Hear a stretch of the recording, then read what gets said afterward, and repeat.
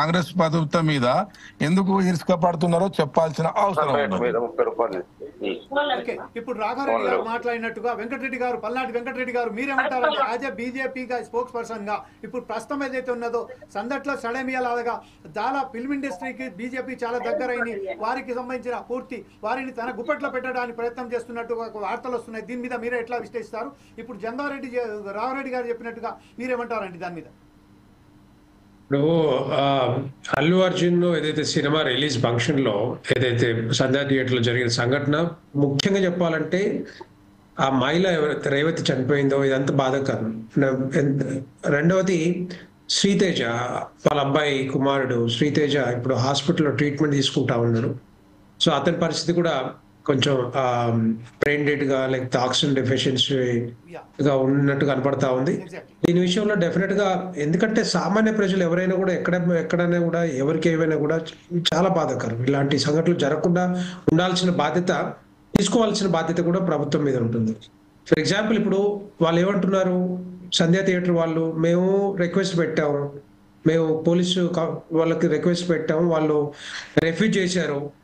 Refuse చేసినప్పుడు అక్కడ ఒకటి ఇంపార్టెంట్ విషయం ఏంటంటే ఎక్కడైనా ఏమైనా బహిరంగ సభలు కానీ సమావేశాలు కానీ లేకపోతే ఇంకేమైనా పెట్టుకున్నప్పుడు ఒకవేళ పోలీసు వాళ్ళు దాన్ని రిఫ్యూజ్ చేసినప్పుడు అప్పుడు ఏం చేస్తారు, బేసిక్గా హైకోర్టుకు వెళ్ళడము, ఇంకో కోర్టు దగ్గరికి వెళ్ళడము, అక్కడి నుంచి యాక్సెప్టెన్స్ తెచ్చుకోవడం, పర్మిషన్ తెచ్చుకోవడం చేస్తుంటారు. కానీ ఇదే విషయంలో సంధ్యా థియేటర్ వాళ్ళు కూడా చేసుకుంటే బాగుండేది. అక్కడ వాళ్ళ కొంత నెగ్లిజెన్స్ కూడా కనపడతా ఉంది. వాళ్ళు ఏం చెప్తున్నారు, పోలీస్ డిపార్ట్మెంట్ ఏం చేస్తారు, ఒక గేటు ఎంట్రెన్స్ ఒకటే గేట్ ఉంది, ఎగ్జిట్ కూడా ఒకటే గేట్ ఉంది, కష్టం అవుతుంది మొబిలైజేషన్ అట్లాంటి వాళ్ళని కంట్రోల్ చేయడం కష్టం అవుతుంది అని చెప్పి చెప్పడం జరిగింది. I want to take a small break with you because Sandhya theatre కు 2 గేట్లు ఉన్నాయండి. ప్రధానంగా ఫ్రంట్ సైడ్ లో ఒక గేట్ ఉన్నది, బ్యాక్ సైడ్ లో కూడా ఒక గేట్ ఉన్నది. అదే చెప్తున్నా ఎంట్రెన్స్ కు ఒక గేటు, ఎగ్జిట్ కు ఒక గేట్ ఉందని చెప్పారు. ఈ విషయంలో గ్రాస్ నెగ్లిజెన్స్ సంధ్యా థియేటర్ దగ్గర కనబడతా ఉంది. అలాగే పోలీస్ డిపార్ట్మెంట్ వాళ్ళకి కూడా తెలిసి ఉంటది, వాళ్ళకి ఇంటెలిజెన్స్ వ్యవస్థ ఉంటుంది, ముందుగానే ఊహించుతారు బేసిక్ గా ఎంతమంది వస్తారు ఏంటనేది. ఇది రెగ్యులర్ గా జరుగుతున్న పరిణామాలు. ఎందుకంటే ఎక్కడైనా పెద్ద మూవీ రిలీజ్ అవుతుందంటే సంధ్యా థియేటర్ లోనే బెనిఫిట్ షోలో లేకపోతే ప్రీమియర్ షోలో రకరకాలు వేస్తుంటారు. కాకపోతే కొంత విజిలెన్స్ ఉండాల్సిన అవసరం ఉండే, కొంత కంట్రోల్ తీసుకోవాల్సిన అవసరం ఉండే అక్కడ. కానీ 2 రకాలుగా అది కనిపించట్లేదు. సో నేను ఏమంటున్నానంటే ఇంటెలిజెన్స్ వ్యవస్థ కూడా కొంత మరి చూసి అరే ఇదేమైనా జరిగే అవకాశాలు ఉంటాయని వాళ్ళకు పర్మిషన్ ఇవ్వలేదు అంటున్నారు కదా. పర్మిషన్ ఇవ్వనప్పుడు 10 మంది పోలీసు వాళ్ళు ఎక్కడ వచ్చారంటే జనరల్ గా క్రౌడ్ కంట్రోల్ దాదాపు కొత్త సినిమా ఆడుతుంది కాబట్టి వస్తారు ఆటోమేటిక్ గా.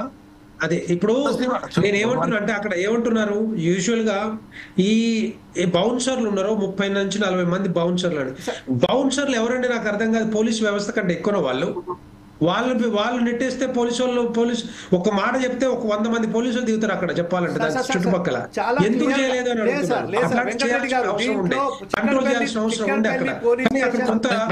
మీకు పర్మిషన్ ఇవ్వనప్పుడు పోలీసు వాళ్ళని నిందించాల్సిన అవసరం లేదు. మేము పర్మిషన్ ఇవ్వలేదు కాబట్టి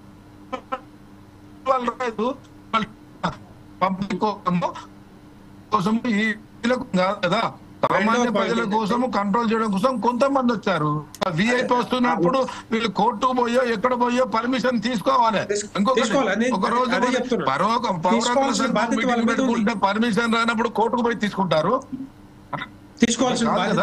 ఇప్పుడు ఇంత ఎందుకు పెడుతున్నారు? రెండవది శ్రీతేజ ఇప్పుడు అయిపోయిన తర్వాత అల్లు అర్జున్ వెళ్ళిపోయిన తర్వాత ఇంటికి వెళ్ళినాక కూడా సంఘటన తెలిస్తే నెక్స్ట్ డే ఇమ్మీడియట్ గా వచ్చి ఇక్కడ కాదు సార్, అక్కడైతే సినిమా జరుగుతున్నదో అప్పుడైతే రేవతి చనిపోయిన తర్వాత అక్కడ పోలీసు వాళ్ళు ఏసీపీ డీసీపీ వెళ్ళి అక్కడి అల్లు అర్జున్ గారికి చెప్పడం జరిగింది. బౌన్సర్లు అడ్డుకున్నప్పటికీ ఏసీపీను డీసీపీ వెళ్ళి చెప్పడం జరిగింది. కానీ ఆయన పూర్తి సినిమా వచ్చిన తర్వాతనే బయటికి వచ్చారు.